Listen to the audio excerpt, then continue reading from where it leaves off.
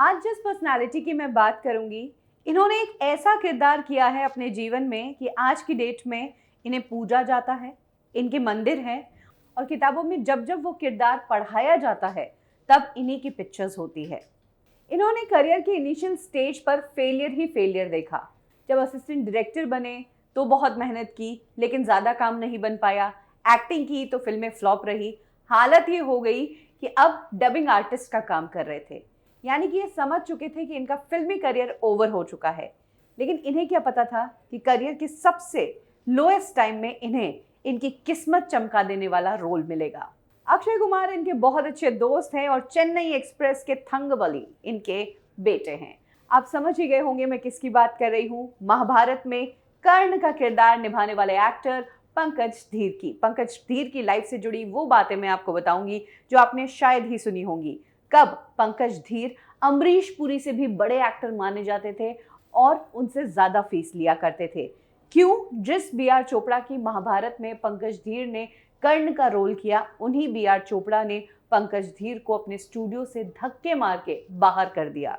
और कैसे पंकज धीर ने अपने एक ही स्टेटमेंट से अनिल कपूर का घमंड उतार दिया।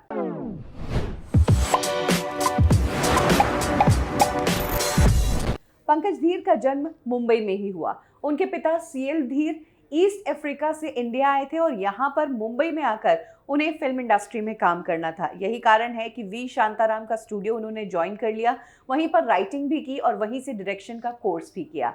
उन्होंने कई बड़ी फिल्में डायरेक्ट की है और लिखी भी है, जिसमें एक फिल्म है जब जब फूल खिले।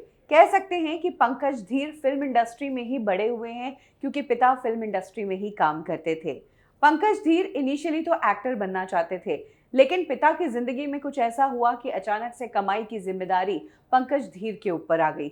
उनके पिता ने एक फिल्म बनाई थी, एक चादर मैली सी, और ये फिल्म पूरी बन चुकी थी। बस 6 दिन की शूटिंग इस फिल्म की बाकी थी, लेकिन फिर ऐसा कुछ हुआ कि ये फिल्म कभी बन नहीं पाई और इसी फिल्म से उनके सारे पैसे डूब गए। हालत ये हो गई कि ये सड़क पर आ गए और तब पंकज धीर को असिस्टेंट डायरेक्टर के रूप में काम करना पड़ा।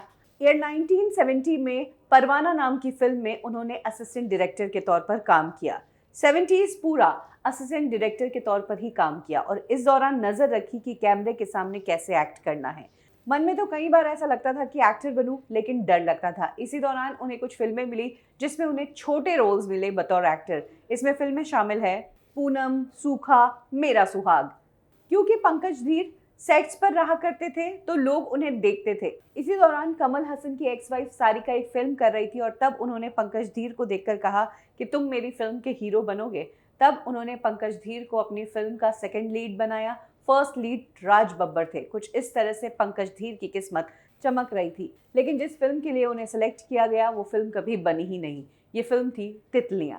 इसके बाद पंकज धीर को एक और फिल्म मिली, बेखबर नाम की ये फिल्म थी जो लेट 70s में आई थी। इस फिल्म में पंकज धीर लीड हीरो थे। इस फिल्म के लिए उन्हें 31,000 रुपए मिले थे।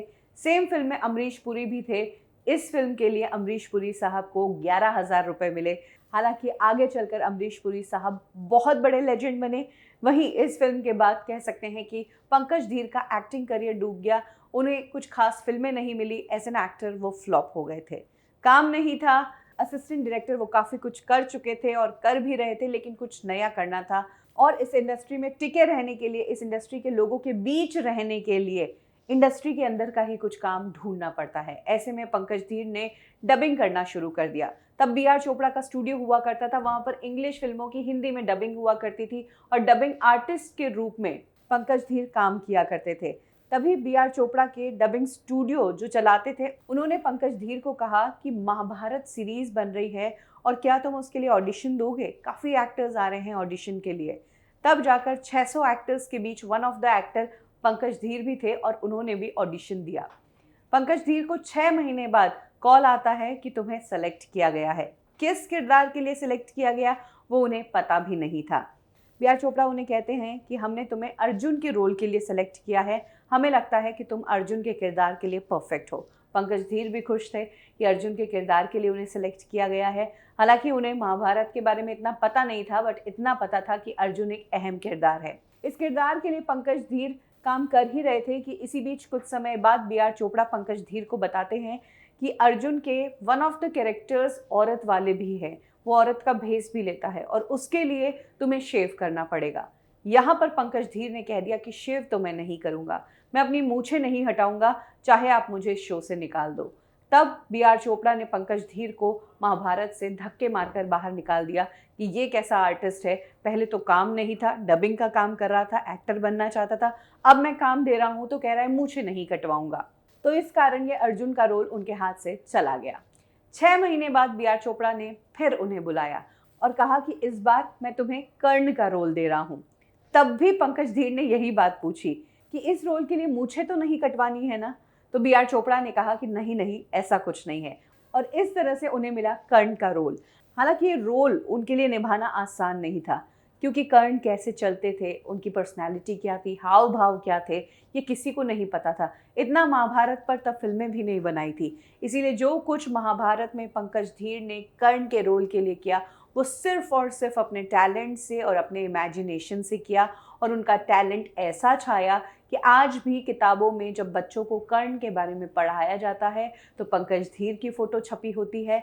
बस्तर और करनाल में कर्ण के मंदिर हैं जहां पर उन्हीं की मूर्ति लगाई गई है और उसकी पूजा होती है।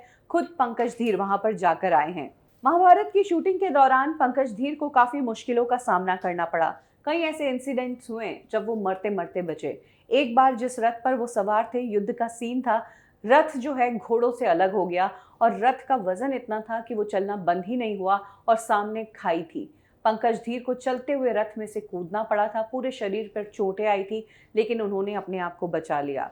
एक वॉर के सीन में यूं भी हुआ कि तीर जो था वो पंकज धीर की आंखों पर आकर लगा। फिल्म सिटी में पंकज धीर शूटिंग कर रहे थे महाभारत की, और वहीं से उन्हें डॉक्टर के पास ले जाना पड़ा।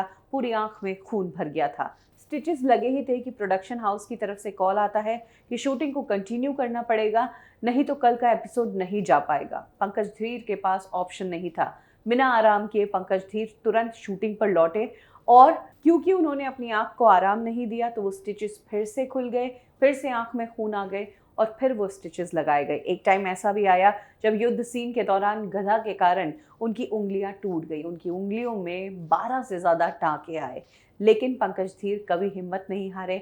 उन्होंने महाभारत की शूटिंग की और कितने पैशनेटली उन्होंने इस किरदार को निभाया वो अपने आप में बताता है कि ये किरदार कितना बड़ा हो गया। महाभारत ने पहचान तो दी थी, लेकिन फिल्म इंडस्ट्री में उन्हें अभी भी काम करना था। पंकज धीर अब सिर्फ बतौर एक्टर ही अपने आप को लिमिटेड नहीं रखना चाहते थे, क्योंकि वो एक फिल्म मेकर के बेटे थे, इसीलिए उन्हें भी फिल्में बनानी थी। और 90s के इनिशियल दौर में पंकज धीर एक्टिंग के साथ साथ अब फिल्म में प्रोड्यूस भी करने लगे थे। इनफैक्ट उन्होंने अक्षय कुमार की फिल्म इक्के पे इक्का प्रोड्यूस की थी। अक्षय कुमार तब स्ट्रगलर थे, और इस फिल्म से अक्षय कुमार को जो फीस मिली थी उन पैसों से अक्षय कुमार ने मुंबई के लोखंडवाला में अपना घर खरीदा था। यहीं से अक्षय कुमार और पंकज धीर की गहरी दोस्ती हो गई, जो सालों बाद निभती रही। इनफैक्ट 2010 में जब पंकज धीर ने अपनी एक्टिंग अकेडमी खोली जोगेश्वरी में, तब उसका इनॉग्रेशन खुद अक्षय कुमार ने किया। कम ही लोग जानते हैं कि थंगबली यानी कि निकेतन धीर जो है वो पंकज धीर के बेटे हैं। और बात करें पंकज धीर की बहू की, तो उन्होंने अपने बेटे निकेतन की अरेंज मैरिज ही करवाई। पंकज धीर को अपनी काबिलियत बखूबी पता है। यही कारण है कि जब कोई उन्हें लिमिट करने की कोशिश करता है तो वो उसे मुंह तोड़ जवाब देते हैं, फिर चाहे 80s के सुपरस्टार अनिल कपूर ही क्यों ना हो। पंकज धीर ने एक किस्सा बताया कि एक बार वो मूवर्स एंड शेकर्स पर गए थे, उनके साथ अनिल कपूर भी वहां पर थे। अनिल कपूर ने बतौर एक्टर उन्हें लिमिट करने की कोशिश की और कहा कि तुम तो माइथोलॉजिकल शोज में ही सही लगते हो, तुम ऐसे ही शोज किया करो, तुम ये हीरो वीरो के रोल्स मत किया करो। तब उन्होंने कहा कि कम ही लोग होते हैं जो बिना शर्ट के घोड़ा चलाते हुए अच्छे लगते हैं। अब सोचिए अनिल कपूर अगर बिना शर्ट के मुकुट पहनकर घोड़ा चलाएगा तो कैसा लगेगा। यानी कि जाहिर सी बात है उन्होंने अनिल कपूर को बातों ही बातों में कह दिया कि वो कितने बड़े एक्टर है। पंकज धीर को जिस कपिल शर्मा शो की दुनिया फैन है और बड़े बड़े सेलिब्रिटीज इस शो में आकर कपिल की तारीफ करते हैं, उसी कपिल शर्मा को रेडिक्यूलस कहकर पंकज धीर रिजेक्ट कर चुके हैं। आपको याद हो तो लॉकडाउन में महाभारत की टीम को इस शो में बुलाया गया था, उससे पंकज धीर भी गायब थे। उसका रीजन पंकज धीर बताते हैं कि मैं कर्ण हूँ, मेरा जो किरदार था वो एंग्री और गुड दोनों का था। आप अपने शो में बुलाकर मुझसे क्या बात करेंगे? आप क्या मेरे कर्ण के किरदार का मजाक बनाएंगे? मेरी ज़िंदगी के जो किस्से हैं वो बहुत अच्छे किस्से हैं, मैं उसको तुम्हारे शो पर आकर तमाशा नहीं बनाना चाहता हूँ। उन्होंने कपिल शर्मा के शो को रेडिक्यूलस कहा और ये तक कहा कि इस शो में नहीं लेकिन कहीं और बुलाओगे मिलने के लिए तो मैं ज़रूर मिलूंगा। आज की डेट में ऐसा कम ही लोग कर पाते हैं। पंकज धीर की पर्सनल लाइफ की बात करें तो उनकी वाइफ का नाम है अनीता, निकेतन धीर उनके बेटे हैं, इसके अलावा उनकी एक बेटी भी है। पंकज धीर ने अपने बेटे की शादी अरेंज मैरिज करवाई और बहू भी खुद ही सेलेक्ट की। वो एक फिल्म प्रोड्यूस कर रहे थे, माई गॉड फादर। उस फिल्म में लीड एक्ट्रेस के ऑडिशन के लिए एक्ट्रेस कृतिका सेंगर आई थी और कृतिका का काम देखकर, उनके साथ काम करके पंकज धीर को इतना अच्छा लगा कि उन्होंने कृतिका को अपनी बहू बना लिया। पंकज धीर एक शानदार कलाकार हैं, हालांकि आज के इस नए दौर में वो हमें बहुत कम नज़र आते हैं, बट वी होप कि इस तरह के एक्टर्स और इनके किस्से हमारे बीच रहें ताकि आने वाली जनरेशन को एक डायरेक्शन मिल पाए कि आखिर इस इंडस्ट्री में सोबर, सिंपल, शांत रहकर भी कैसे शानदार करियर बनाया जा सकता है।